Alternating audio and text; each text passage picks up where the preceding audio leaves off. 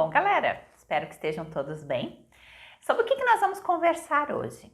Vamos conversar sobre venda de mercadorias, para onde vai o nosso dinheiro, que às vezes a gente não percebe que está tendo lucro das coisas. Então hoje nós vamos conversar sobre isso. Eu sou a Sandra Bellato, eu sou empresária do ramo de pet shopping e médica veterinária há 22 anos. Faz 22 anos que eu vendo mercadorias. E quantas vezes não passou na minha cabeça, meu Deus, eu vendi tanto esse mês, paguei tanto de imposto e não tô vendo dinheiro sobrar. Quantas vezes isso aconteceu? E era uma realidade, tá? Muitas dessas vezes o meu dinheiro não sobrava. Cada vez que vinha o boleto do Simples para pagar, meu Deus, olha o tanto que deu de Simples, é um dinheirão, pagar esse dinheiro para o governo, pagar imposto é um absurdo no nosso país. Aí não dá para ter lucro mesmo.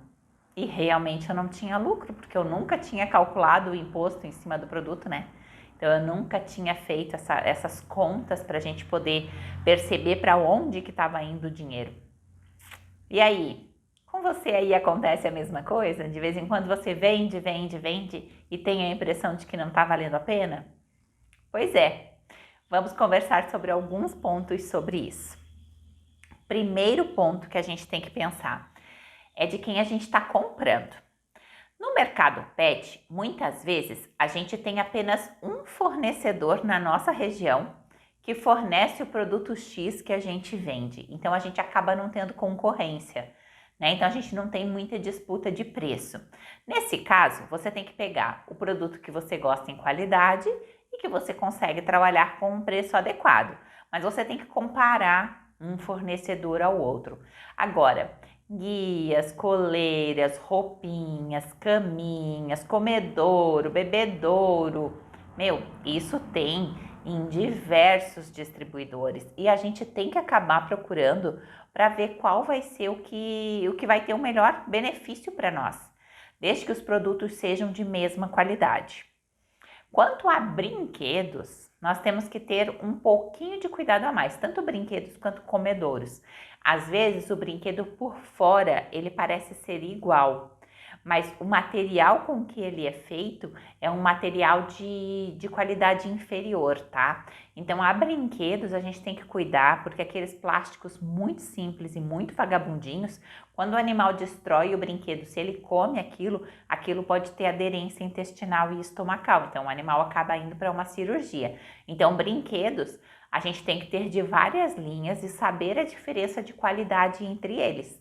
Né? Então, se é um animal que é muito destruidor, você explica para o seu proprietário, né, que está indo comprar, você vai explicar a diferença da qualidade de um produto do outro e do risco dele comer e destruir um e outro. Tem alguns que são feitos de silicone, alguns que são feitos de nylon, que o animal até consegue arrancar os pedacinhos, mas aquilo passa e sai no cocô normal, tá? Então, cuidado com as qualidades também, para você não sair com o seu nome queimado. É tão difícil a gente colocar um nome legal no mercado, para daqui a pouco, por uma bobeira de um brinquedinho vagabundo ou de um comedouro vagabundo, a gente acabar perdendo, né, credibilidade no mercado. Né? Já é tão difícil da gente se colocar num lugar onde as pessoas reconhecem o valor do nosso serviço, então é bom a gente conhecer e poder evitar. Então, o primeiro ponto que você tem que olhar para você ver aonde o seu dinheiro da mercadoria está indo são fornecedores. Faça boas compras. Beleza? Segunda coisa, a precificação. Como é que você coloca o preço na sua mercadoria? Você simplesmente joga um markup em cima do tipo, eu vou colocar 50% em cima, eu vou colocar 100% em cima. Como que você faz isso? Né? Quando você faz isso, você não está precificando o seu produto da maneira adequada, porque você não consegue saber nem qual vai ser a margem de contribuição desse produto, porque você vai tirar o custo do produto, mas o restante não é lucro. O quanto que esse produto precisa contribuir com os seus custos fixos: aluguel, alvará, bombeiro, vigilância sanitária, contador, funcionário, faxineira, né? Tudo que você vende dentro do seu pet shopping, seja um serviço, uma consulta, o que for, um hotel, uma creche, tudo vai ter uma participação no pagamento destes custos fixos. Quanto maior for a gama de serviços e mercadorias, mais você vai diluir esse custo fixo. Quanto menor for o seu negócio, menos você consegue diluir isso. Então, às vezes, uma loja grande que tem hotel, creche, banho e tosa, consultório, tem acupuntura, fisioterapeuta, brali, bralá, quer dizer, ele está diluindo o aluguel entre um monte de serviços que ele oferece, né? Ele consegue pôr um brinquedo para venda a R$10. Às vezes se você tem uma estrutura menor, você precisa no mínimo vender esse brinquedo a 13. Se você vender a 10, você pode estar perdendo dinheiro, entendeu? Né? Então você tem que saber que você não pode copiar o preço do coleguinha, porque os custos vão variar. Então você precisa saber quais são os seus custos variáveis, qual é o seu custo fixo, qual é a margem de contribuição que esse produto tem que colaborar com os seus custos fixos e daí então qual é o lucro que ele vai ter, tá? Dentro dos custos variáveis, a gente não pode esquecer de colocar impostos. Então, você vendeu um produto a R$10, mas você paga 17% de imposto. Então, R$1,70 já ficou para o governo, já é imposto. E daí você vende esse produto na maquininha de cartão no crédito. Então, vamos supor que o teu percentual da maquininha é de 3%, mais 0,3 já ficou, quer dizer, você vendeu por 10, mas já te sobrou só 8. O custo dessa mercadoria era 5, já te sobrou só 3, mas esse produto precisaria contribuir com R$4 no teu custo fixo. Opa, eu vendi pelo preço errado, você vendeu e ainda tirou R$1 do teu bolso para dar junto com aquele produto, porque vai faltar dinheiro para você pagar o teu custo fixo. Né? Isso que eu não vou nem comentar hoje sobre coisas que tem que entrar no custo mensal e que a gente não paga mensal. Férias, 13º de funcionário, rescisão de conta lá dos 50% da multa. Então eu não vou nem comentar, mas isso aí tem que estar tudo ali dentro dos teus custos mensais, tá? Então assim, tudo isso precisa ser observado. Aí de repente vem um e diz assim: ah, eu tenho o mesmo produto que a doutora Sandra. O que eu vou fazer? A doutora Sandra sabe colocar preço na mercadoria, eu vou colar o preço dela.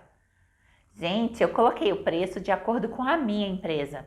E a minha empresa é uma empresa pequena, eu não tenho tantos ramos de serviço assim, porque com o tempo, com a idade, com a vinda dos filhos, com a maternidade, tudo isso, eu fui diminuindo um pouco dos meus serviços, né? Então, eu diminuí um pouco dos meus serviços para melhorar a minha vida pessoal e isso fez com que os meus custos fixos tivessem menos serviços e mercadorias para serem divididos. Então, tudo isso precisa ser feito conta.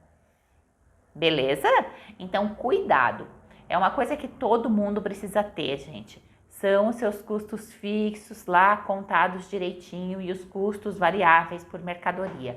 É assim que a gente coloca preço. Então, precisa saber fazer essa precificação. E daí você decide se você vai querer 10% de lucro, 5% de lucro, 20% de lucro. Aí é você quem vai decidir. 20% de lucro já é normalmente um lucro grande. Lucro. Observou? Eu já tirei a margem de contribuição e é o lucro, né? Então, nesse lucro, normalmente 20% é uma margem bem grande. Às vezes a gente acaba saindo muito do preço de mercado, tá? Mas você precisa saber, porque às vezes é preferível não vender um produto a R$10, né, do que vender ele pelo preço da concorrência. E a gente às vezes acha que o coleguinha do lado sabe fazer precificação e ele também tá ali no chutômetro, tá? Para quem às vezes tem um custo fixo menor, para quem não paga aluguel, para quem trabalha só ele e a esposa não tem funcionário, então os custos deles são menores, talvez ele dê certo fazer isso. Ah, eu vou colocar 50% e no chute deu certo.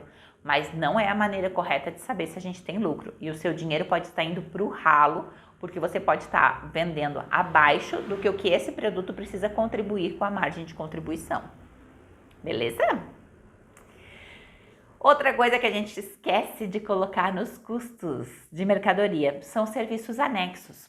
Por exemplo, assim, ó, a sacolinha, de repente é um produto de valor agregado maiorzinho, por exemplo, é um brinquedo mais especial lá de 100 pila, a gente entrega para o cliente numa sacolinha de papel para ele, sabe aquelas sacolinhas personalizadas com a nossa logo?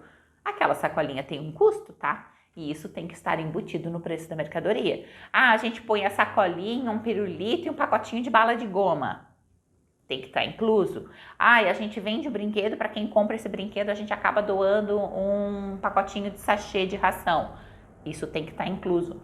A gente não dá brindes para o cliente do nosso dinheiro pessoal, por exemplo, do nosso lucro e nem do nosso salário. A gente precisa embutir esses valores no serviço em que a gente está fazendo. Tá? Então, tudo isso tem que estar embutido ali. E às vezes a gente esquece dessas coisas do anexo. E daí a gente, dá um brindezinho para um, dá um presentinho para outro, e o nosso lucro. Lembra, um produto de maior valor agregado, você paga para a maquininha de cartão 3% desse valor. Quanto maior for o valor dele, maior é a contribuição para a maquininha. Você paga imposto do produto pelo preço de venda. Quanto maior é o valor que você vende, maior vai ser o imposto ali. E imposto, gente, a gente não tem opção não, tá? É uma regra, é a regra do joguinho. E quando a gente paga imposto, a gente tem que pagar imposto feliz. Lembrando, eu vendi, eu tive movimento. Porque o maior problema do comércio é não ter movimento. Se vocês olharem, tem tanto marketing na internet falando como aumentar o seu número de clientes, como lotar a sua loja, como melhorar o seu faturamento. O que é melhorar o faturamento? É aumentar o volume de vendas.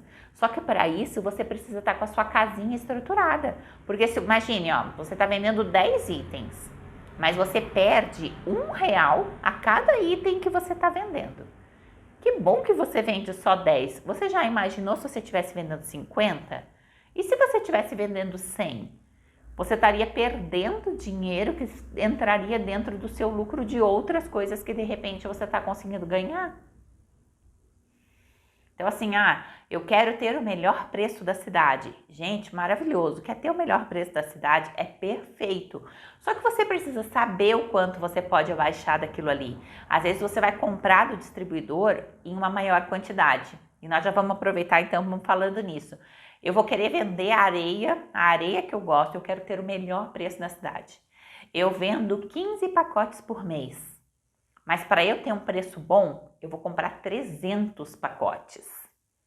Então, isso vai me durar 20 meses, né? Então, assim, eu vou ter quase 2 anos em que eu vou ter aquela areia parada no meu estoque, porque eu consegui um preço melhor para conseguir vender R$1,50 mais barato do que a concorrência. Oi? Deus o livre. Entendeu? E eu digo assim, oi e Deus o livre, porque isso era uma realidade dentro do meu pet shop, tá? Antigamente eu também tinha o meu pai trabalhando comigo e o meu pai era o responsável muitas vezes por fazer as compras, tá? E o meu pai é de uma época de inflação diária. Então assim, você comprava coisas no mercado hoje, amanhã estava com preço diferente, depois de amanhã com outro preço e era diário. Você só via o pessoal no mercado remarcando o preço. Às vezes você comprava uma coisa com 6, 7 etiquetinhas em cima, né? Eu era criança nessa época, mas o meu pai viveu real isso. Então para ele, fazer estoque era uma coisa que estava dentro de uma crença dele de que era uma coisa boa. Por quê? Porque você conseguia comprar uma caixa de leite por R$100, não era reais, era cruzado, cruzeiro, sei lá que moeda que era, né? Porque mudou tanto. Mas eu comprava por 100 cruzeiros, no dia seguinte já era 105, depois já era 110. Então, quando você fazia um estoque, você conseguia fazer economia do mês, né? Você fazia o mercado uma vez por mês, porque você ia lá e comprava tudo, porque no dia seguinte já ia estar com preço mais alto, então precisava se trabalhar com estoque. Hoje em dia essa realidade não existe. Voltamos a ter inflação? Voltamos a ter inflação. Uma coisa que eu noto é nas rações. As rações são produtos que subiram muito e estão subindo a cada compra, né? A gente compra ração a cada 21 dias e a cada 21 dias aquela ração teve um ajustezinho em que a gente tem que cuidar. Mas nada se compara àquilo lá. Você precisa ter mercadorias, alguns tipos de mercadorias para 30 dias.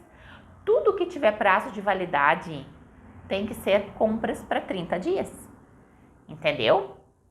E você tem que lembrar que o seu estoque é um dinheiro parado lá. Então assim, você tem um saco de ração que custa R$100, imagina R$100 lá. Você tem 10 sacos de ração desse, então você tem R$1.000 lá na prateleirinha.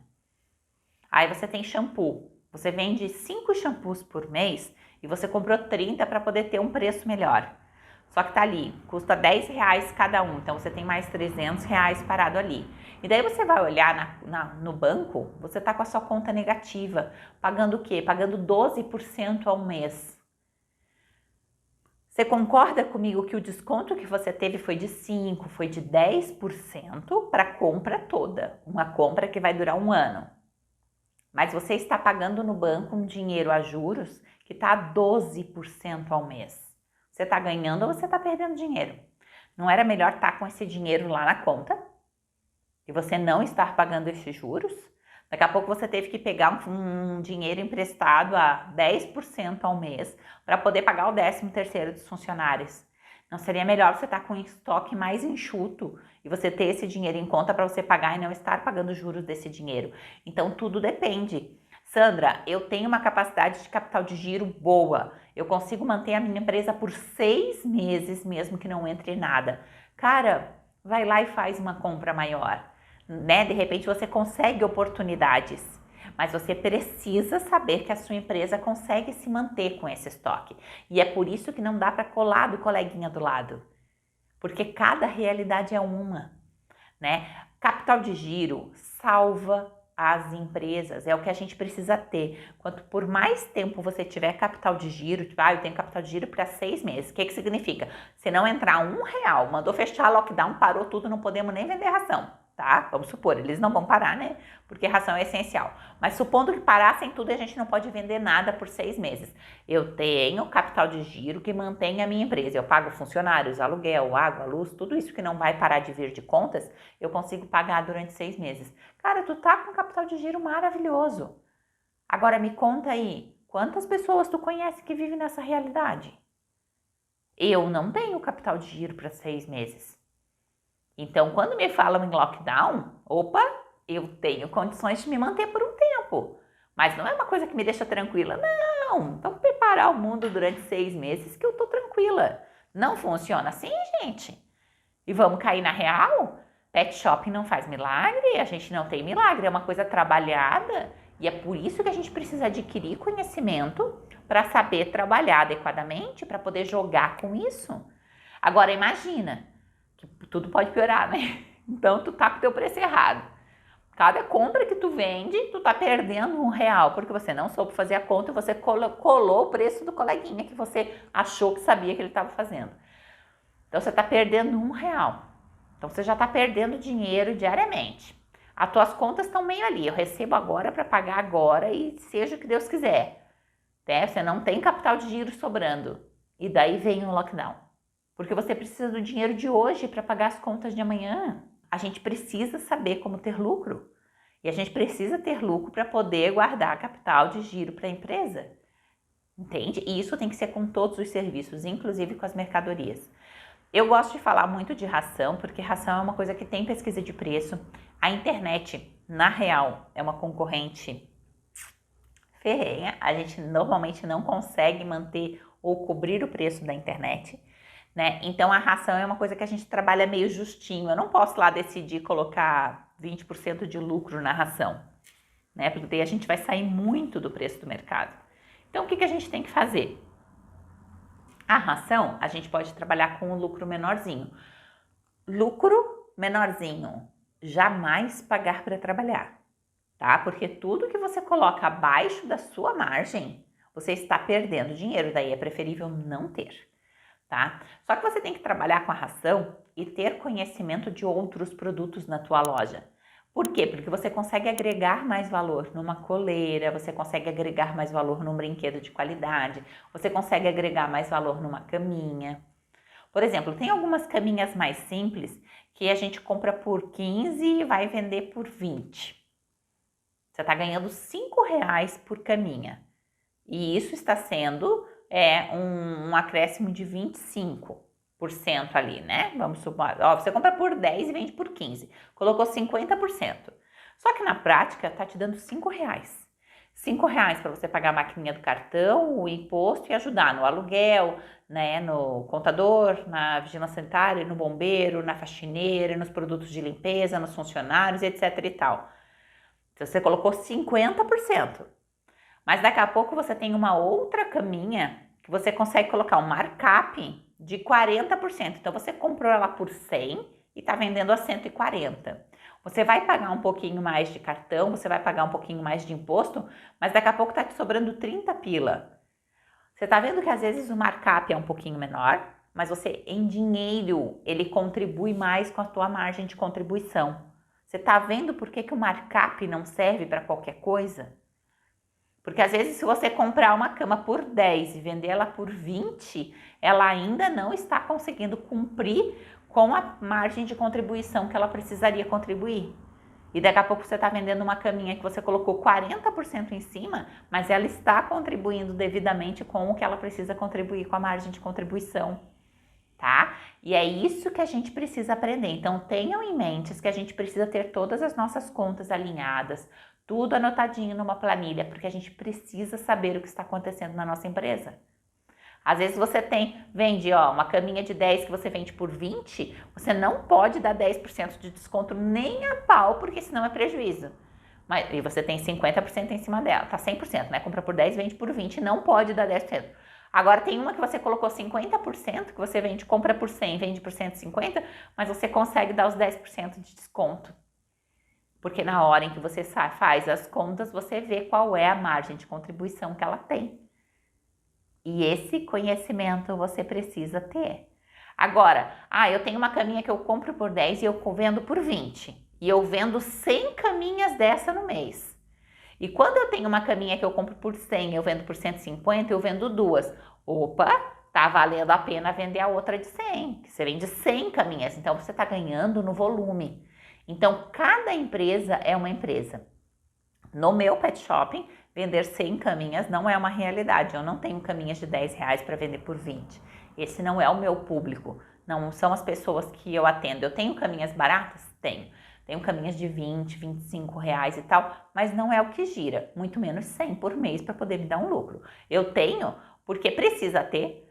Eu atendo pessoas que daqui a pouco não vão ter condições de comprar uma caminha de 100, então eu tenho essas caminhas mais simples. E também, na hora de fazer o marketing, a gente coloca as fotos das nossas caminhas.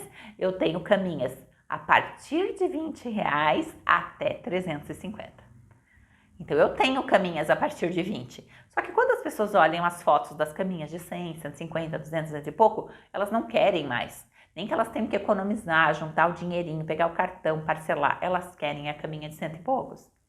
Então, aí é uma jogada de marketing. E porque eu gosto, eu me sinto bem atendendo todos os tipos de pessoas. O meu pet shopping não está voltado para a classe D e para a classe E. O meu pet shopping está voltado para a classe B e para a classe C. Então, já é uma classe que já tem um pouquinho mais de poder aquisitivo, mas eu tenho produtos sim. E eu tenho serviços sim que atendem as outras classes. Só não é o meu foco. E isso depende de cada um. Depende de onde está o seu pet shop. De repente, o seu público forte é o D e o E. E você vai vender 100 caminhas de R$20. E você vai estar ganhando dinheiro. Então é errado ter a caminha baratinha? Não, depende do seu público. Você só tem que saber o que você está fazendo. Não pode ser no chute. Então o estoque. Então já falamos sobre isso, o quanto que a gente tem que ter, que o estoque é um dinheiro paradinho, tá? Então toda vez que você está com um produto no estoque, imagine que é uma cédula de dinheiro que está ali parada. Nós temos que cuidar com as perdas do estoque. Caminha desbotada, isso acontece comigo de vez em quando, né? A caminha que pegou sol, coisa assim, quando a gente vai olhar ela, a parte da frente da caminha tá muito mais clara do que a parte de trás da caminha. O que a gente faz?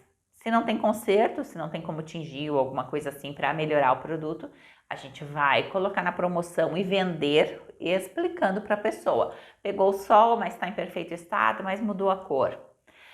Eu tenho uma gata. Você tá vendo como cada pet shopping é um? Cada um tem a sua realidade. Eu vou contar a realidade do meu pet shopping agora.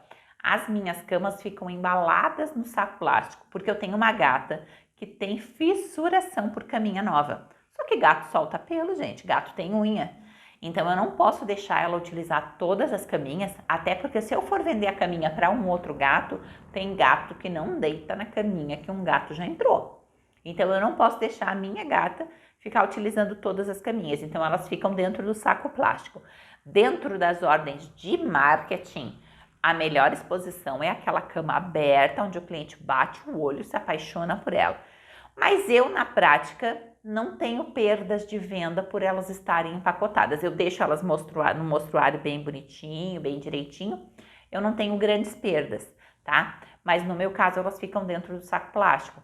Bate o sol, como tá no plástico, a gente não percebe, e daí ela desbota na frente, tá?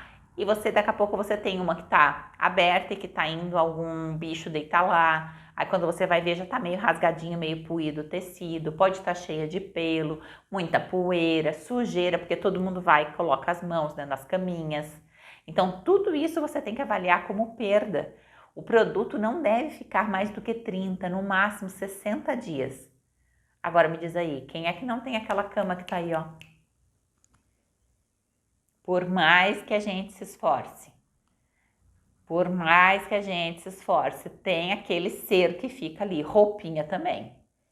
Vira e mexe, tem aquela que empacou e ficou, e que era linda, né? Não era feia. Era linda, tinha um preço bom, tava tudo legal, dentro do acordo do que a gente queria, mas a bendita fica lá, tá? Então, cuidado com o estoque parado. Viu que um produto tá parado mais de 30, 60 dias? Se você puder fazer alguma ação de marketing, faça, coloque desconto, coloque ela para fazer venda casada com 10% de desconto, por exemplo, você compra um shampoo e você compra o perfuminho com 15% de desconto, tenta colocar eles junto com outras mercadorias. Você comprou uma cama, você pode comprar um perfume que está com 30% de desconto, mas você desova aquele perfume que está lá parado na prateleira, né? Porque esses produtos que venceu, joga fora. Venceu, doou para alguém, mas tu não pode vender. Então, a gente tem que cuidar um pouquinho com as mercadorias. E agora, na prática, conversando com pessoas que iniciam o serviço com o Banho-Tosa. Eu já vi inúmeras pessoas que trabalham com a estética, querem abrir o Banho-Tosa, e daí colocam algumas mercadorias. E daí dizem, eu parei de trabalhar porque eu não vendia. Gente, as mercadorias não vendem sozinhas. Então, a gente precisa oferecer, a gente precisa explicar como funciona, inclusive cama e roupa. Olha, tem essa roupinha assim que é boa para pelagem do seu cachorro, essa roupinha aqui não prende embaixo do bracinho, essa roupinha é super confortável, essa cama aqui, ó, ela é bem mais fofinha, tem zíper, você pode lavar só a capinha, você consegue tirar o meximento. Você tem que apresentar o produto para a pessoa. Nada vai vender sozinho. Entendeu? A não ser que a pessoa tenha saído de casa para ir comprar, que é o que acontece com ração. A pessoa, eu vim comprar ração, porque o cachorro tá passando fome, né? Então, ele tem que ir lá comprar ração. Então, assim, o resto tem que ser vendido. Então, dizer assim, eu tinha, mas não vendia. Não era não vendia, era eu não vendi.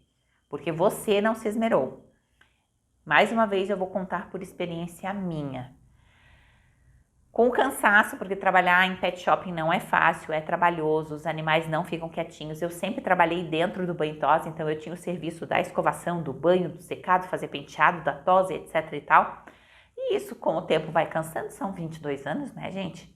E depois de uns 15 anos aí, eu me decepcionei com alguns funcionários, porque eu não sabia fazer uma gestão adequada. Quando eu digo que a gente se decepciona com o funcionário, mas somos nós que contratamos, né? Então, né? Não vamos mais brigar quanto a isso, mas com algumas decepções que me deixaram triste, que foi justamente o que me motivou a estudar, né? Foram essas decepções.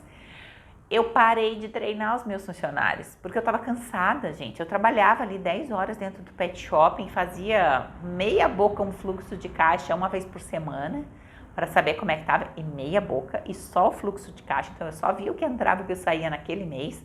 Fazer cálculo de lucro para ver aquelas contas que a gente não paga todo mês, esquece, porque eu não fazia. Né? Então, fazia um fluxo de caixa meia boca e eu estava cansada. Aí tu vai me dizer que eu ia ter que treinar o funcionário? Ensinar para ele quais eram os benefícios da ração e por que ele vendia cada uma.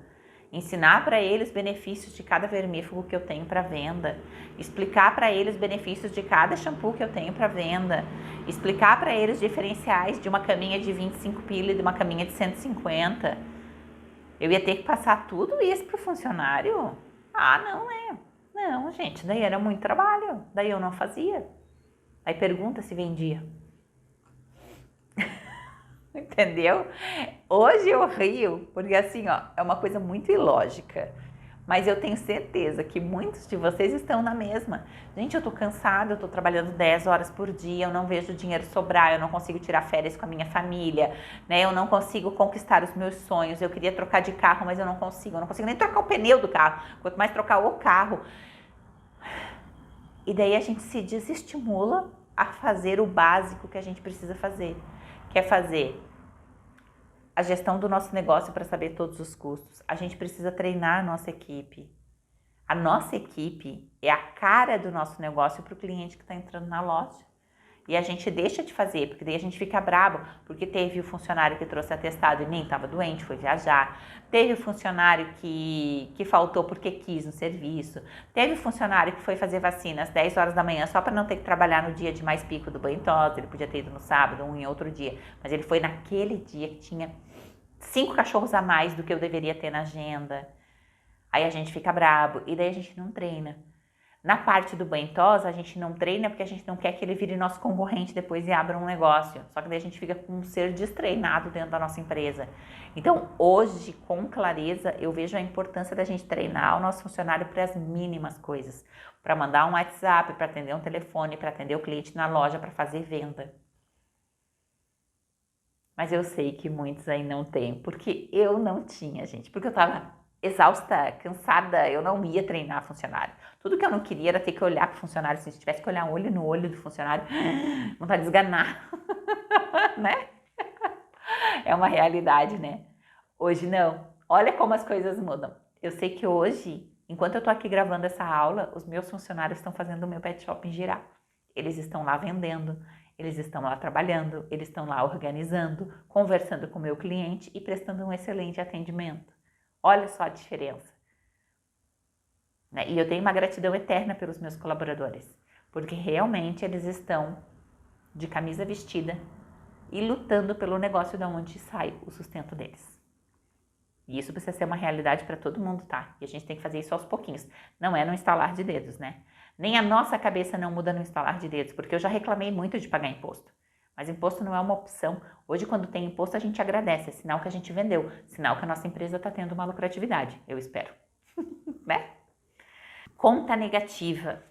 É aquilo que eu já falei anteriormente. Então, você tem um estoque gigantesco. Então, você tem lá 150 mil de mercadoria parada no seu estoque, né? Não que está parada, mas está vendendo o quê? 25 mil por mês. E você tem um estoque de 150. E daí você está 15 mil negativo no banco, pagando juros a 12%.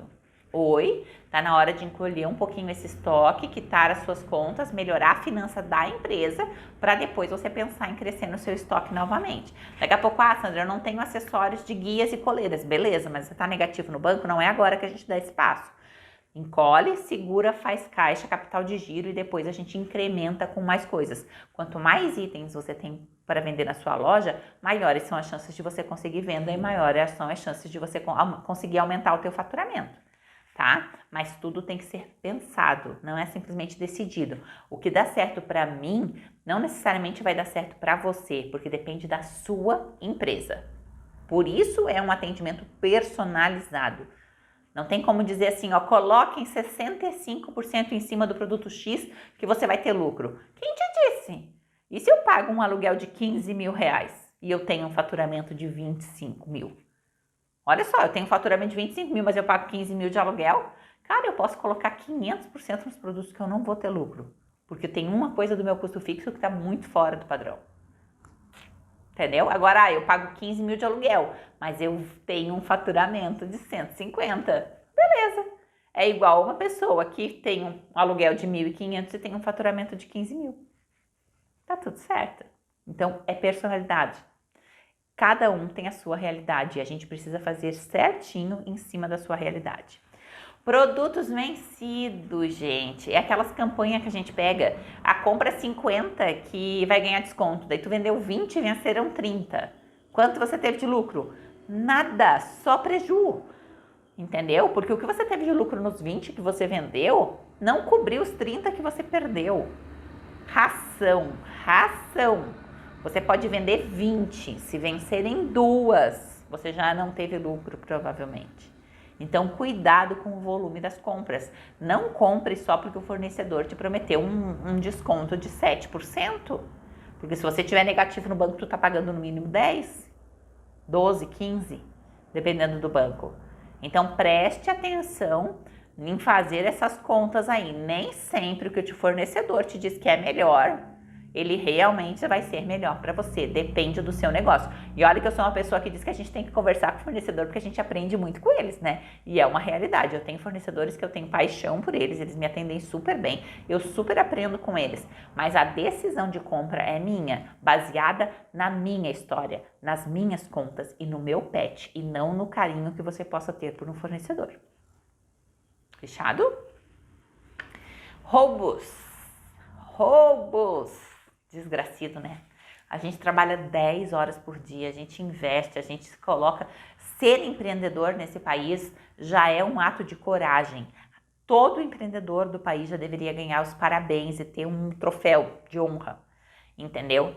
Aí vem uma pessoa e entra na tua loja e flupt. O que fazer, gente? Olha, depende de cada cidade, depende de cada realidade, depende da casuística disso, tá? Então, tem que cuidar sim, porque dependendo do que estiverem roubando dentro da sua loja, isso vai impactar no seu final do mês, né? Então, assim, antipulgas que tem um valor agregado alto, né? Essas coisas que têm um valor agregado mais alto, o ideal é que fiquem mais próximos do lugar do caixa, onde sempre vai ter uma pessoa meio que parada, né? Então, assim, cuidem com roubos, porque eles podem estar levando o seu negócio. E se você compra coisa com meia nota, sem nota, aí é que tu não tem controle do teu estoque mesmo, daí é que tu nem sabe se estão te roubando ou se não estão. Porque se você compra sem nota, como é que você sabe que está faltando ração no teu estoque? Entendeu? Então, assim, ó, coloca um sistema, coloca certinho, né? Que vai ficar mais fácil de você fazer a gestão do seu negócio, tá? E a outra coisa é inadimplência. Quem não o tem, né? Eu já comentei em outros vídeos aqui onde está indo o dinheiro, inclusive do Banhitosa, né? Que tem os outros vídeos ali para trás, sobre a inadimplência. Quando eu vou fazer os meus cálculos, em que eu vou precisar colocar o valor da inadimplência, eu sempre coloco como 10%. Hoje, a minha inadimplência está menor, tá? Ela está em torno de 6,5% a 7%. Porém, para os meus cálculos, eu continuo colocando 10%. E o que eu faço com isso? Pensando que 10%, né, que eu vou ter de inadimplência e eu tô tendo só 6%, esses 4% que estariam no cálculo de ganho da mercadoria, eu utilizo para comprar brindes, para fazer ações, para fazer o enfeite da loja, por exemplo, no Natal, entendeu? Para fazer cartinhas e lembrancinha para os clientes no Natal, na Páscoa. Então, eu tenho uns 4% ali que eu acabei calculando no meio dos meus custos e que estão sobrando, eles não têm um destino certo. E esse é o valor que eu direciono para esse tipo de brinde, tá? Vai me dizer que você tirava esse brinde do teu lucro. E daí me reclama que não tem dinheiro para tirar férias com a família. E não consegue tirar um final de semana para sair, porque tem que trabalhar no sábado o dia inteiro. Você não consegue delegar isso para ninguém. Brindes, lembrancinhas, canetas, o que for. Esse custo precisa estar embutido em algum lugar. Ah, Sandra, eu vou investir R$300 todo mês para eu poder fazer lembrancinhas no Natal, Páscoa e Dia das Crianças. Ah, beleza, você vai embutir isso aí nos teus custos fixos, lembrancinhas, mesmo que você só gaste na Páscoa, no Dia das Crianças e no Natal. Fica aí mais uma dica do custo fixo, hein? Ele é muito importante na vida da empresa, gente. Então, todas essas coisas precisam estar calculadas. Nunca você vai tirar uma ação do teu bolso, porque é isso que te quebra e vai te deixando desanimado. Quanto mais desanimado você tá, pior é a tua energia. Quanto mais energia ruim, pesada, de cansaço, de desânimo, sabe? Eu não tenho mais saco para falar com o cliente, eu não tenho mais saco para ensinar o funcionário, a tua energia vai baixando, o teu faturamento vai baixando tudo junto com a tua energia, tá? Então, assim, ó, tudo tem que estar calculado. Você dá o brinde e você pensa, calculei isso durante o ano inteiro, não tirei R$1 do meu bolso para fazer isso. Fechado? Espero que vocês tenham gostado das dicas. Espero que alguma coisa que vocês não tenham visto aí dê um clique. Marca aqui embaixo para mim o que foi novidade. Que tipo assim, Sandra, eu não tinha pensado nisso. Nunca calculei meus custos com isso. Né? Não sabia para onde estava indo o dinheiro e agora eu acho que eu posso saber. Já vi uma cagada que eu estou fazendo aqui. Marca aqui embaixo para mim, tá bom? Compartilha com os amigos que você acha que precisam ver esse vídeo. Um abraço, fiquem todos bem e até mais!